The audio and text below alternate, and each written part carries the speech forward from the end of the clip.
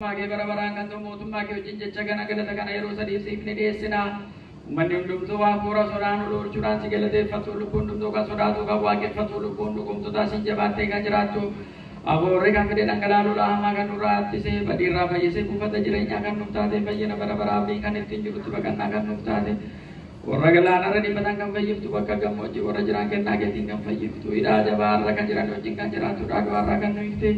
Karakatan kan buang kan jajjabe situ kan dadhaban fannoo keetiin kan fayyiftu kan itti amannu nurraa dheekkamsa hunda kan nurraa fageessite raajonni duuka boonni dhoksaan kan si galateeffatan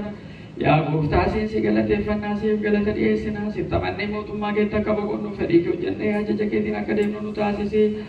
yaa gooftaa hundumaa arjummaa keetiin daawwadhu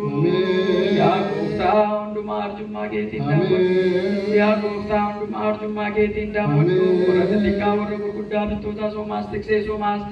yaa waaqayyo gooftaa keenyaa mootummaa ulfinni kan keetii addunyaa dursee galanna abbaa filmaaf hafuura qulqulluufa ta'u